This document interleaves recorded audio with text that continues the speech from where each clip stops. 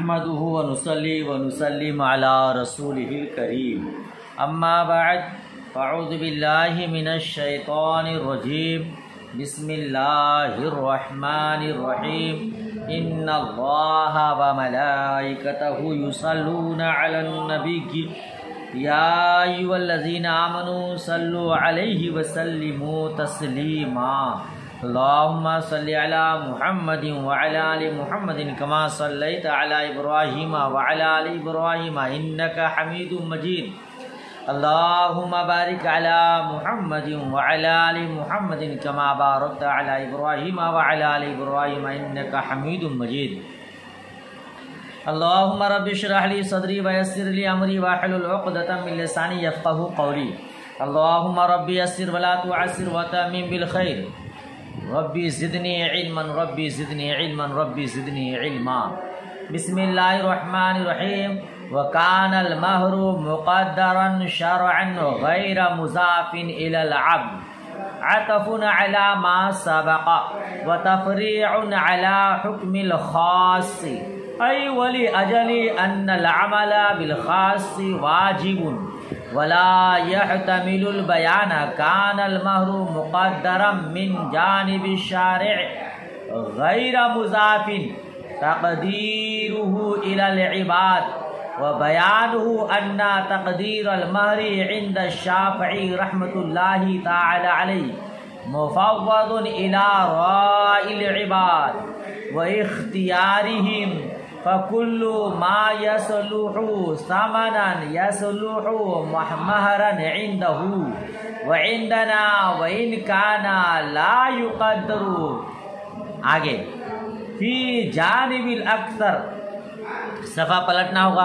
اتنے کا ترجمہ پہلے دیکھیے پھر اس کے بعد آگے بڑھتے ہیں ترجمہ دیکھیے اور مہر شرعی طور پر مقدر ہے اور مہر شرعی طور پر مقدر ہے یا کہیے مقدر شرعی ہے بندے کی طرف منسوب نہیں ہے عطف علی ما سبق کہتے یہ جملہ جو ابھی بیان ہوا پہلے جملہ پر معطوف ہے علی ما سبق پہلے جملہ پر اس سے جو پہلے گزر چکا ولذالک صح ایقاع الطلاق اسی پر اس کا عطف ہے وتفریع علی حکم الخاص اور خاص کے حکم پر تفریع ہے یعنی خاص کی حکم پر ایک مثال ہے کیا مثال ہے یعنی اس وجہ سے کہ خاص پر عمل کرنا واجب ہے اور بیان کا احتمال نہیں رکھتا ہے مہر شارع کی طرف سے مقدر ہوگا مہر شارع کی طرف سے مقدر ہوگا مقرر ہوگا بندوں کی جانب اس کا مقدر کرنا منسوب نہ ہوگا جی بیان ہو اس کی کا خلاصہ یہ ہے کہ امام شافعی رحمۃ اللہ تعالی علیہ کے نزدیک مہر مقرر کرنا بندوں کی رائے اور پسند کے سپرد ہے بندوں کی رائے و اختیاری اور ان کے پسند کی طرف سپرد ہے لہذا امام شافعی رحمۃ اللہ تعالی علیہ کے نزدیک ہر وہ چیز جو کسی چیز کی قیمت بننے کی صلاحیت رکھتی ہے وہ مہر بننے کی بھی صلاحیت رکھتی ہے امام شافعی رحمۃ اللہ علیہ فرماتے ہیں کہ مہر شریعت کی جانب سے مقرر نہیں ہے بلکہ بندے کے اختیار میں ہے جی جس طرح بیع و شراء میں خرید و فروخت میں خریدنے والا بیچنے والا جو قیمت متعین کر دے اسی پر خرید و فروخت کر لیتے ہیں یعنی گویا امام شافعی رحمۃ اللہ تعالی علیہ نے مہر کو نکاح کو بیع و شراء پر قیاس کیا خریدنے والا بیچنے والا جتنا طے کر دے اتنے ہی میں خرید و فروخت ہو جاتی ہے۔ تو اسی طرح مہر ہے نکاح کرنے والا اور نکاح کرانے والی، یہ دونوں جتنے میں راضی ہو جائیں اتنے میں نکاح ہو جائے گا، ٹھیک ہے۔ لہذا شریعت کی طرف سے مقرر نہیں ہے۔ یہ امام شافعی رحمۃ اللہ تعالی علیہ کا مسلک ہے۔ جو چیز قیمت بننے کی صلاحیت رکھتی ہے وہ مہر بننے کی بھی صلاحیت رکھتی ہے۔ وعندنا، اور ہمارے نزدیک یعنی ہم احناف کے نزدیک، اگرچہ وَإِنْ كَانَ لَا يُقَدَّرُ، اگرچہ جانب اکثر میں مہر مقدر نہیں ہوتا۔ صفحہ پلٹتے ہیں، فی جانب الاکثر، اگرچہ جانب اکثر میں مقرر نہیں ہوتا لیکن جانب عقل میں مقدر ہوتا ہے، لیکن یقدر فی جانب العقل، لیکن جانب عقل میں مقدر ہوتا ہے۔ یعنی احناف کہتے ہیں زیادہ سے زیادہ مہر کتنا ہونا چاہیے یہ شریعت میں مقرر اگرچہ نہیں ہے لیکن کم سے کم کتنا مہر ہونا چاہیے یہ شریعت میں مقرر ہے۔ وَهُوَ أَلَّا يَكُونَ أَقَلَّ مِنْ 10 دراہم، اور وہ یہ ہے کہ مہر 10 درہم سے کم نہ ہو۔ کم سے کم مہر شریعت میں مقرر ہے، وہ کیا ہے؟ وہ یہ کہ 10 درہم سے کم نہ ہو۔ بِقَوْلِهِ تَعَالَى قَدْ عَلِمْنَا مَا فَرَضْنَا عَلَيْهِمْ فِي أَزْوَاجِهِمْ وَمَا مَلَكَتْ أَيْمَانُهُمْ، اللہ تبارک و تعالیٰ کے اس قول کی وجہ سے ہم نے جانا جو ہم نے مقرر کیا شوہروں پر ان کے بیویوں کے حق میں اور ان کے باندیوں کے حق میں۔ اس آیت کی وجہ سے یہ سمجھ میں آیا کہ زیادہ سے زیادہ کیا کہتے ہیں شریعت میں مہر کی مقدار متعین ہے، ٹھیک ہے۔ قد علمنا ما فرضنا علیہم فی ازواجہم وما ملکت ایمانہم، اس کا کیا معنی ہے؟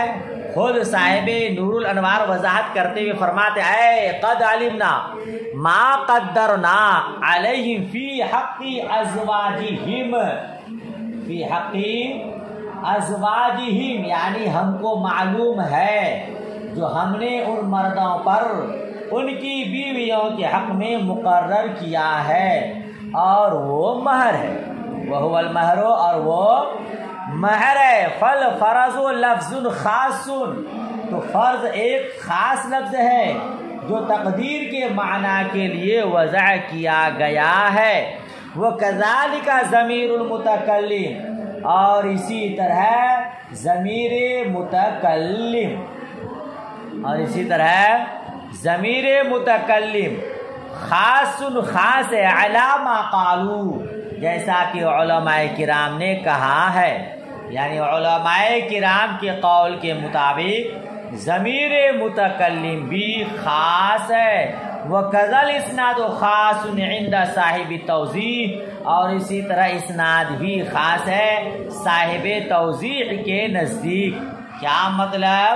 صاحب نور الانوار فرماتے ہیں قد علمنا ما فرضنا علیہم فی ازواجہم وما ملکت ایمانہم میں قد علمنا ما فرضنا میں ما فرض کا جو لفظ ہے یہ خاص ہے، اور کس کے لیے وضع کیا گیا؟ تقدیر کے لیے۔ ما فرضنا کا معنی ما قدرنا، جو ہم نے مقرر کیا، اور اسی طرح فرض نام جو نا ضمیر متکلم ہے علماء کرام فرماتے ہیں یہ بھی ضمیر متکلم خاص ہے دوسرے کے بنسبت، اور اسی طرح ضمیر کی نسبت جو کی گئی ہے متکلم کی طرف یہ اسناد بھی خاص ہے صاحب توضیح کے نزدیک۔ اس طرح اس آیت میں 3 لفظ خاص ہے، فرضنا لفظ خاص، نا ضمیر متکلم خاص، پھر اس کی طرف اسناد کرنا یہ بھی خاص۔ لہذا اس آیت سے یہ سمجھ میں آیا کہ مہر شریعت میں مقرر ہے، آگے کا ترجمہ دیکھیے، فَعُلِمَ أَنَّ الْمَهْرَ مُقَدَّرٌ فِي عِلْمِ اللَّهِ تَعَالَى، تو جان لیا گیا، تو معلوم ہوا کہ مہر اللہ تبارک و تعالیٰ کے علم میں مقرر ہے۔ ٹھیک ہے، فرماتا ہے ہم نے جانا جو ہم نے شوہروں پر ان کی بیویوں کے حق میں مقرر کیا اور ان کے باندیوں کے حق میں مقرر کیا، معلوم یہ ہوا کہ علم الہی میں مہر کی مقدار مقرر ہے۔ ہاں یہ اور بات ہے کہ کتنا ہے یہ معلوم نہیں، لہذا اس بارے میں آیت مجمل ہے، اور مجمل کے لیے بیان تفسیر کی ضرورت پڑتی ہے، اور بیان تفسیر کے لیے مصطفیٰ کریم صلی اللہ تعالی علیہ وسلم کا قول موجود ہے۔ حضور نے فرمایا ہے لا مہر اقل من 10 دراہم، 10 درہم سے کم میں کوئی مہر نہیں۔ لہذا معلوم ہوا کہ زیادہ کی مقدار اگرچہ متعین نہیں ہے، کم سے کم مہر کتنا ہونا چاہیے وہ شریعت میں مقرر ہے۔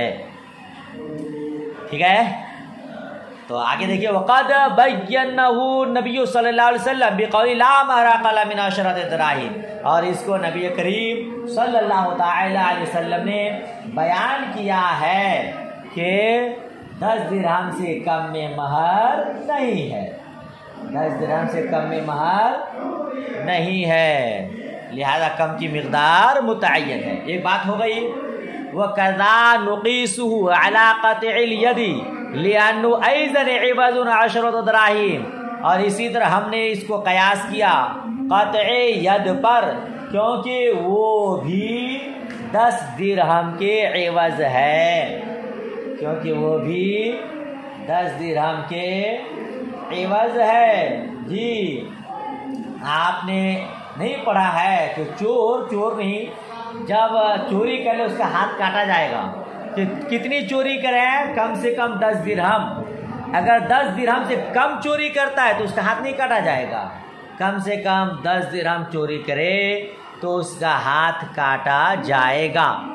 معلوم یہ ہوا کہ ایک ہاتھ کی قیمت کم سے کم 10 درہم ہے۔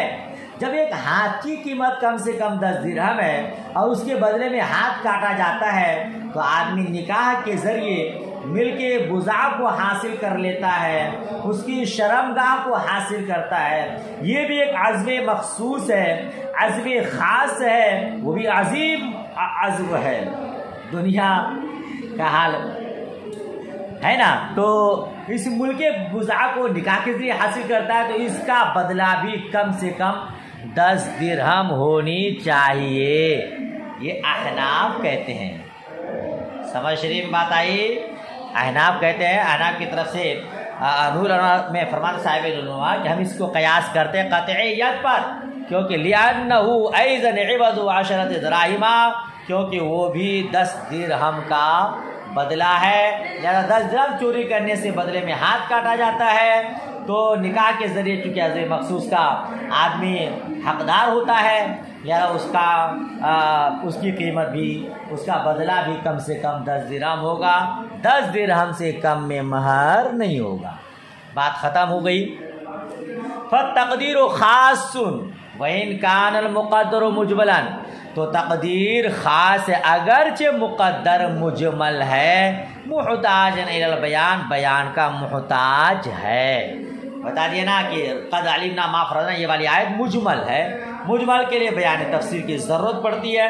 تفسیر کے لیے مصطفیٰ کریم کا قول لا مہر اقل من 10 دراہم، یعنی 10 درہم سے کم میں مہر نہیں، لہذا آیت کی تفسیر ہو گئی کہ زیادہ بھلے معلوم نہیں ہے مگر کم سے کم 10 درہم ہونا چاہیے، 10 درہم سے کم میں مہر نہیں ہے۔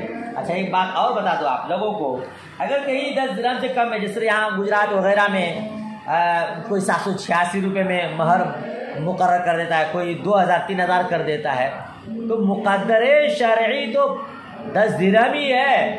آج کے ریٹ میں یہ آج جو ہم پڑھا رہے ہیں 12 سپتمبر 13 سپتمبر آج ہے نا، 13 سپتمبر 2021، اگر آج کے ڈیٹ کے حساب سے آپ دیکھیں تو کم سے کم 4045 تو ہونا چاہیے، اس سے کم میں مہر نہیں ہوگا، یا 5000۔ لیکن کوئی اگر 5000 سے کم میں 10 درہم سے کم میں مہر باندھ دیتا ہے تو نکاح ہوگا کہ نہیں؟ نکاح ہو جائے گا، مگر شوہر پر کم سے کم اتنا واجب ہوگا، ٹھیک ہے، نکاح ہو جائے گا۔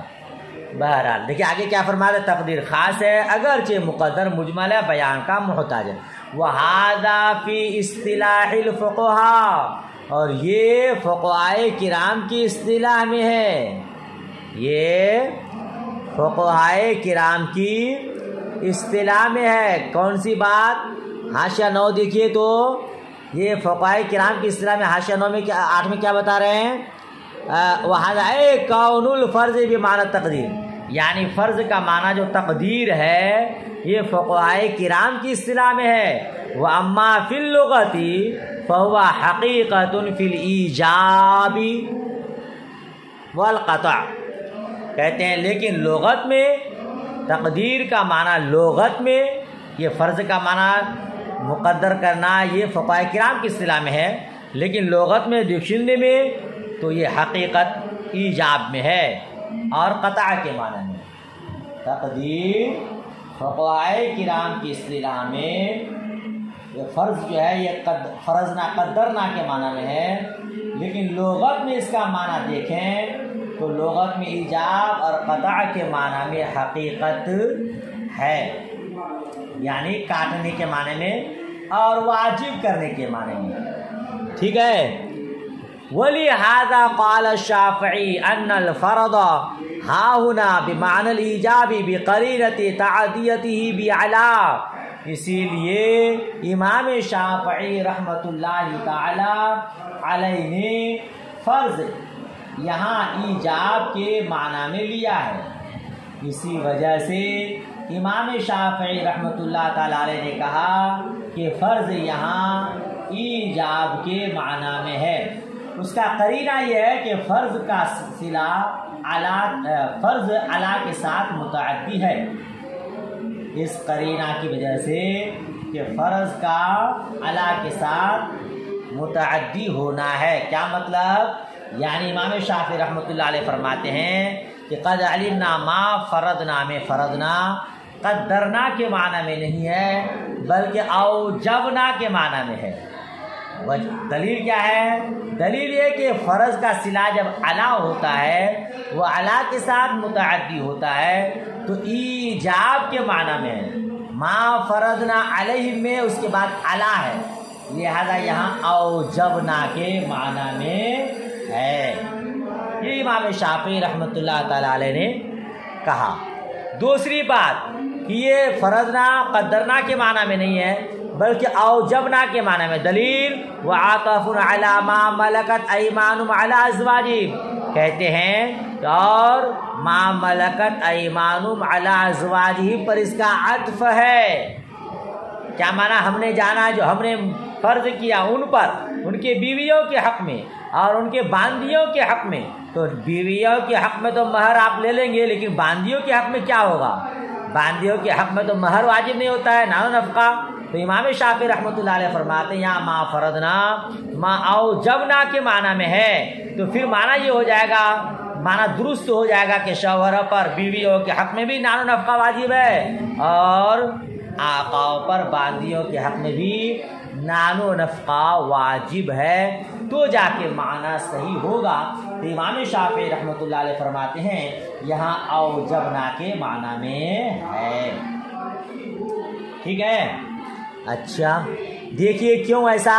لأن المہر لا يقدر فی حق ما ملکت ایمانہم، کیونکہ مہر باندیوں کے حق میں مقرر نہیں ہے، کیونکہ مہر ما ملکت ایمانہم باندیوں کے حق میں مقدر نہیں ہوتا ہے، لہذا اس سے نفقہ اور کسوہ مراد ہوگا۔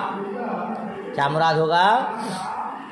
نان و نفقہ اور کسوہ مراد ہوگا، کپڑا لتا۔ وہ واجب فی حق الازواج وما ملکت ایمانہم جمیعا، اور یہ ازواج بیویوں کے حق میں، ما ملکت ایمانہم باندیوں کے حق میں، سبھی کے حق میں واجب ہے۔ لہذا یہاں فرضنا کا معنی اوجبنا لینا ٹھیک ہے تاکہ معنی صحیح ہو جائے. یہ امام شافعی رحمۃ اللہ علیہ نے کہا. امام شافعی کی دلیل سمجھ میں آ گئی. امام شافعی فرماتے ہیں یہاں فرضنا قدرنا کے معنی میں نہیں ہے بلکہ ایجاب کے معنی واجب کرنے کے معنی میں. اوجبنا ہم نے جانا جو ہم نے واجب کیا. دلیل کیونکہ فرض کا صلہ جب علی آتا ہے یا فرض علی کے ساتھ متعدی ہوتا ہے تو ایجاب کے معنی میں ہوتا ہے. یہاں علی صلہ ہے. دوسری بات کیا قد علمنا ما فرضنا علیہم فی ازواجہم کا عطف ما ملکت ایمانہم پر ہے. اگر فرضنا کا معنی قدر نہ لیں گے تو معنی ہو جائے گا جو ہم نے مقرر کیا شوہروں پر بیویوں کے حق میں اور ان کے باندیوں کے حق میں. حالانکہ باندیوں کے حق میں مہر نہیں ہوتا ہے لہذا معنی لینا ہوگا اوجبنا. اور مطلب یہ ہو جائے گا کہ جو ہم نے فرض کیا ہم نے واجب کیا شوہروں پر بیویوں کے حق میں اور باندیوں پر آقاؤں کے حق میں آقاؤں پر باندیوں کے حق میں اور وہ ہے نان و نفقہ کپڑا لتا وغیرہ دونوں پر واجب ہے. یہ معنی صحیح ہوا. کون کہتے ہیں؟ امام شافعی رحمۃ اللہ علیہ. قلنا تعدیتہ بعلی انما ہوا لتضمین معنی الایجاب وعطف ما ملکت ایمانہم بتقدیر فرضنا ثان اے وما فرضنا علیہم فیما ملکت ایمانہم علی ان یکون ھذا بمعنی اوجبنا والاول بمعنی قدرنا ھکذا قالوا. احناف کہتے ہیں اب دیکھیے احناف کی طرف سے جواب. احناف کہتے ہیں ہم جواب دیں گے کہ لفظ فرض کا علی کے ساتھ متعدی ہونا ایجاب کے معنی کی تضمین کی وجہ سے ہے. ہم جواب دیں گے کہ لفظ فرض کا علی کے ساتھ متعدی ہونا ایجاب کے معنی کی تضمین کی وجہ سے ہے اور ما ملکت ایمانہم کا عطف دوسرے فرضنا کو مقدر مان کر ہے. یعنی وما فرضنا علیہم فیما ملکت ایمانہم اس بنا پر یہ اوجبنا کے معنی میں ہے اور پہلا قدرنا کے معنی میں ہے. علماء احناف نے ایسا ہی کہا ہے. علماء احناف نے ایسا ہی کہا ہے. کیا مطلب سمجھ میں آیا؟ امام شافعی نے فرمایا کہ فرضنا کا معنی اوجبنا کیونکہ علی کے ساتھ متعدی ہے تو جواب دے رہے کہ جناب یہاں ایک فرضنا اور مقدر ہے. اصل عبارت ہے قد علمنا ما فرضنا علیہم فی ازواجہم وما فرضنا ما ملکت ایمانہم فی ما ملکت ایمانہم. تو پہلا فرضنا قدرنا کے معنی میں ہے اور دوسرا فرضنا اوجبنا کے معنی میں ہے. معلوم مطلب یہ ہوا کہ ہم نے شوہروں پر بیویوں کے حق میں جو فرض کیا وہ معلوم ہے اور جو ہم نے مقرر کیا واجب کیا آقاؤں پر بیویوں کے حق میں وہ معلوم ہے. ٹھیک ہے ایک جواب. اب یہ جو کہا کہ آپ علی کے ساتھ متعدی ہے تو اس کا جواب یہ دیا کہ علی کے ساتھ متعدی ہونا ایجاب کے معنی کو متضمن ہونے کی وجہ سے ہے. تضمین کے بعد تقدیری عبارت ہوگی. تضمین کے بعد تقدیری عبارت ہوگی ما فرضنا ما اوجبنا علیہم اور ما ملکت ایمانہم کا ازواجہم پر عطف دوسرا فرضنا مقدر مان کر ہے جس کو میں نے ابھی بیان کیا. لہذا معنی درست ہو جائے گا کہ بیویوں پر شوہروں پر بیویوں کے حق میں مہر واجب ہے اور آقاؤں پر باندیوں کے حق میں نان و نفقہ واجب ہے. صاحب نور الانوار علامہ ملا جیون نے کہا کذا قالو یعنی اسی طرح علماء احناف نے فرمایا ہے. ٹھیک ہے یہ تضمین کا ارتکاب دوسرے فرضنا کا مقدر ماننا تکلفات سے خالی نہیں ہے. لہذا ان تکلفات کی وجہ سے مذکورہ جواب کو اپنی طرف منسوب نہیں کیا علماء احناف کی طرف منسوب فرمایا ہے کہ علماء احناف نے یہ کہا ہے کہ یہاں ایسی باتیں ہیں عبارت پوشیدہ ہے اور تضمین کا کے معنی کو شامل ہے. خلاصہ یہ ہوا ہم احناف کے نزدیک مہر مقدر شرعی ہے شریعت کی طرف سے مقرر ہے.